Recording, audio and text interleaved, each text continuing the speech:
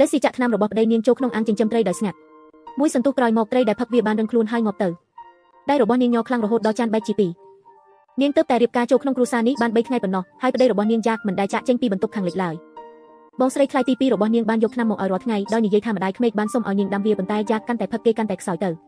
លើសស៊ីចាប់ដើមសង្ស័យដូច្នេះថ្ងៃនេះនាងបានសាកល្បងថ្នាំលើត្រីនាងមិននឹកស្មានថាវាជាថ្នាំពុលនោះទេនាងមិនបាននិយាយអ្វីមួយម៉ាត់ឡើយរួចដាក់ត្រីដែលងាប់នោះចូលវិញហើយធ្វើដូចជាមិនដឹងរឿងអ្វីទាំងអស់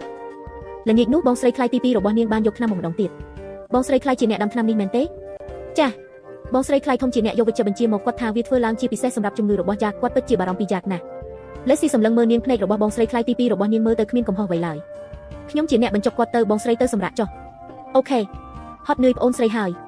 បងស្រីខ្លាយទី2របស់នាងបានបង្វែរខ្លួនហើយចាក់ចេញទៅដោយស្ងាត់លើសស៊ីបិទទ្វារនាងបានអោនទៅចិត្តត្រចៀករបស់យ៉ាកហើយខ្សឹបថាបងសម្លាញ់តើបងមានអារម្មណ៍យ៉ាងណាដែរបន្ទាប់ពីផឹកថ្នាំរួចបូមាត់របស់យ៉ាកញ័រជាយូរទើបគេបង្ខំចិត្តនិយាយចេញមកពី3ម៉ាត់អត់បានផឹកទេខ្ញុំគ្រាន់តែចង់គេងបន្ទាប់មកគេក៏សន្លប់បាត់ទៅម្ដងទៀតឥឡូវនេះលេសស៊ីយល់ហើយថ្នាំនេះមិនសម្រាប់មនុស្សភ្លាមនោះទេវាធ្វើឲ្យពួកគេខ្សោយទៅយឺតព្រឹកព្រលឹមឡើងម្ដាយក្មេករបស់នាងបានត្រឡប់មកពីហាងវិញហើយលេសស៊ីបានដើរតាមគាត់ចូលទៅក្នុងបន្ទប់ធំហេតុអ្វីបានជាជំងឺរបស់យ៉ាកមិនធូរស្រាលសោះអញ្ចឹងជីវិតខ្ញុំជូរចត់ណាស់កូនប្រុសច្បងនិងកូនទី2របស់ខ្ញុំបានស្លាប់បាត់អស់ហើយឥឡូវសល់តែយ៉ាកម្នាក់គត់បងប្រុសរបស់គេបានលង់ទឹកស្លាប់នៅក្នុងទន្លេហើយបងប្រុសទី2របស់គេបានស្លាប់ដោយសារជំងឺភ្លាម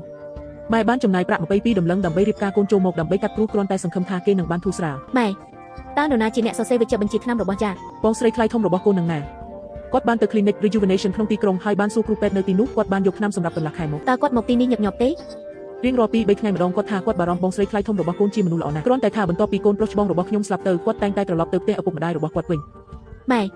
ម៉ែមិនគិតថាយ៉ាកកាន់តែខ្សោយទៅបន្ទាប់ពីផឹកថ្នាំរួចទេអីតើកូនដឹងអ្វីខ្លះអំពីថ្នាំវាមិនអាចមានប្រសិទ្ធភាពលឿនបែបនេះទេបងស្រីខ្លាយទី2របស់កូនគឺជាក្មួយស្រីរបស់ម៉ែគាត់ធំឡើងនៅក្បែរម៉ែតាំងពីតូចលើសស៊ីដឹងថាគ្មានប្រយោជន៍ក្នុងការប្រកែកគ្នាឡើយដូច្នេះនាងបានបង្វែរខ្លួនហើយទៅរកបងស្រីខ្លាយទី2របស់នាងពេលដែលបងស្រីខ្លាយធំប្រកល់វិជ្ជាបញ្ជាឲ្យបងតើគាត់បាននិយាយអ្វីខ្លះទៀតទេគាត់ថាថ្នាំនេះត្រូវតែលេបឲ្យទាន់ពេលវេលាមិនត្រូវខកខានសូម្បីតែមួយដងឡើយគាត់ពិតជាបារម្ភពីយ៉ាកណាស់រាល់ពេលដែលគាត់ត្រឡប់មកវិញគាត់តែងតែសួរថាតើយ៉ាកបានផឹកវាហើយឬនៅលើកមុនគាត់ថែមទាំងបានឲ្យកញ្ចប់ម្សៅមួយមកខ្ញុំហើយនិយាយថាគ្រូពេទ្យបានបន្ថែមវាគ្រាន់តែដាក់បន្តិចទៅបានហើយរាល់ពេលដាំតាមម្សៅនោះណែណាឲ្យខ្ញុំមើលបន្តិចមើលបងស្រីខ្លាយទី2របស់នាងបានទាញកញ្ចប់ក្រដាសតូចមួយចេញពីទូលេសស៊ីបានបើកវាហើយហិតក្លិនក្រអូបល្វីងនិងឈួរខ្លាំងគាត់មិនបានប្រាប់ថាម្សៅនោះឈ្មោះអ្វីទេគាត់គ្រាន់តែនិយាយថាវាជាថ្នាំពៅថ្មីនិងមានតម្លៃណាស់ដាក់តែបន្តិចបានហើយរាល់ពេលដាំបើដាក់ច្រើនពេកវានឹងខូចថ្នាំអស់គាត់ក៏បានប្រាប់ខ្ញុំកុំឲ្យប្រាប់នរណាម្នាក់ដែរគាត់ថាវានឹងគ្មានប្រសិទ្ធភាពទេបើខ្ញុំនិយាយវាចេញមកក្រៅលេសស៊ីយកគ្រប់យ៉ាងទាំងអស់បងស្រីខ្លាយធំកំពុងតែបោកប្រាស់បងស្រីខ្លាយទី2ឲ្យខ្លាយជាអ្នកទទួលខុសត្រូវជំនួសទុកកញ្ចប់នេះនៅជាមួយខ្ញុំសិនចុះចាំថ្ងៃក្រោយខ្ញុំទៅទីក្រុងហើយសួរគ្រូពេទ្យពីរបៀបប្រើវាបងស្រីខ្លាយទី2របស់នាងបានមកក្បាលដោយមិនសង្ស័យអ្វីទាំងអស់លើសស៊ីបានកំសៅនោះហើយទៅ clinic rejuvenation ក្នុងទីក្រុងគ្រូពេទ្យទី2លោក Smith បានឃើញវាទឹកមុខរបស់គាត់ក៏ប្រែប្រួលប្រសិនបើមាននរណាម្នាក់លេបវាច្រើនពេករាងកាយទាំងមូលរបស់ពួកគេនឹងរឹងហើយវានឹងសម្លាប់ពួកគេយឺតតើនរណាជាអ្នករបស់នេះមកអ្នកលើសស៊ីបានប្រាប់គាត់គ្រប់យ៉ាងតាំងពីដើមដល់ចប់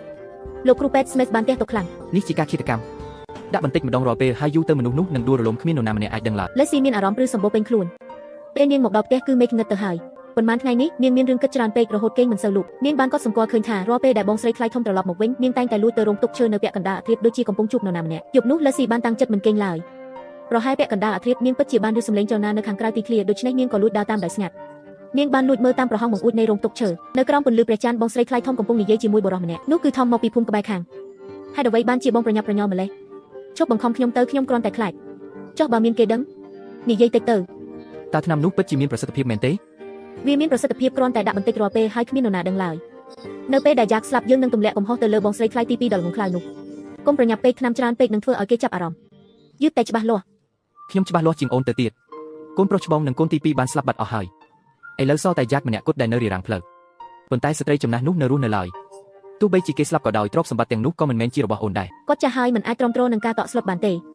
នៅពេលដែលកូនទី3ស្លាប់គាត់ប្រកាសជាធ្លាក់ខ្លួនជាមិនខានពេលនោះខ្ញុំនឹងក្លាយជាមនុស្សតែម្នាក់គត់ដែលគាត់ទុកចិត្តខ្ញុំនឹងនិយាយបញ្ចុះបញ្ចូលគាត់ឲ្យខ្ញុំគ្រប់គ្រងលុយកាក់ក្នុងគ្រួសារបន្ទាប់មកយើងនឹងយកប្រាក់រត់ទៅតើស្ត្រីចំណាស់ម្នាក់នោះអាចធ្វើអ្វីបានតាមទាន់យើងមែនទេអស្ចារ្យណាស់ពិតជាអស្ចារ្យមែនលេសស៊ីបានខ្ទប់មាត់របស់នាងហើយដើរថយក្រោយដោយស្ងាត់នាងមិនបានគេងលក់សំបីតែមួយស្រលេកនៅយប់នោះ